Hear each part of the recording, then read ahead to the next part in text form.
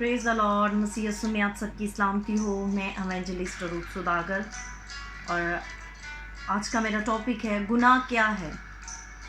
खुदा ने इंसान को अपने लिए खलक किया ताकि वो उसके साथ रफाकत रखे और इंसान खुदा की मर्ज़ी के मुताबिक अपनी ज़िंदगी बसर करे। मगर इंसान ने खुदा की रफाकत में रहना और उसकी ताबियादारी में ज़िंदगी बसर करना नापसंद किया और अपनी मर्ज़ी से अपनी ज़िंदगी बसर करने और अपने मनसूबा जात के मुताबिक अपनी ज़िंदगी को मुरतब करने का फ़ैसला किया और यूँ खुदा के अहकाम और कवानीन के मुताबिक ज़िंदगी बसर करने को नाचीज़ जाना।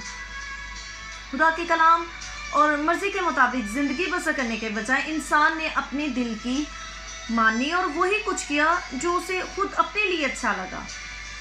बाइबल मुक़द्दस बयान करती है कि खुदा के कवानीन और तरीक़ों को छोड़कर अपनी मर्ज़ी से, अपने तरीक़ों से, अपने असूलों के मुताबिक ज़िंदगी बसर करना गुनाह है।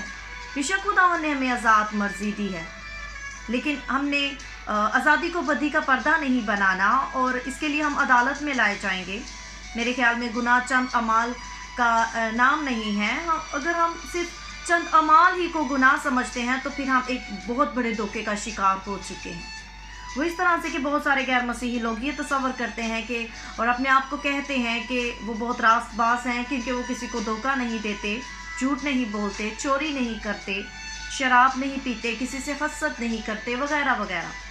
याद रखें, गुनाह इन तमाम अमाल से कहीं बढ़कर है और वो ये है कि आपके अंदर वो सोच है जो आपको अपनी मनमानी करने और खुदा से बगावत करने पर उकसाती है।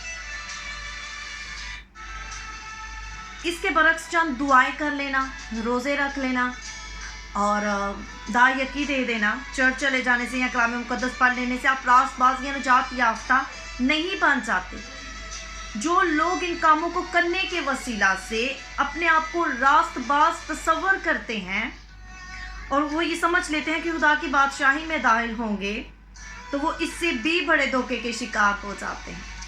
कलाम मुक़द्दस में लिखा है कि हम कभी भी अपने नेक कामों की वजह से रास्तबाज नहीं बन सकते। गुनाह एक हालत का नाम है, ना कि अमाल का। इसी तरह जब इंसान अपनी मर्जी करता है तो फिर गुनाह उसके अंदर पैदा होता है और जो अमली शक्ल इख्तियार करके इंसान को खुदा से दूर ले जाता है। और गुनाह को 3 ग्रोहों में, 3 ग्रुप्स में तकसीम किया गया है, डिवाइड किया गया है। और पहला है गुनाह के असबाब, सेकंड है गुनाह की फितरत और थर्ड है गुनाह के नताइज। और नेक्स्ट वीडियो में खुदावंद के फजल से हम इन तीनों के बारे में बारी बारी देखेंगे। आज हमने सीखा है कि गुनाह क्या है। हमेशा खुदावंद की पाक मर्जी के मुताबिक, उसके मंसूबों में रहकर जो है अपनी ज़िंदगी को बसर करें, उसके कलाम के मुताबिक पाक रूह की गाइडेंस में रहकर अपनी ज़िंदगी को बसर करें, तो आप भटकेंगे नहीं, आप गुमराह नहीं होंगे और आप फिर गुनाह में भी नहीं गिरेंगे। खुदावंद हम सबको ऐसा करने का फजल बख्शे। God bless you all.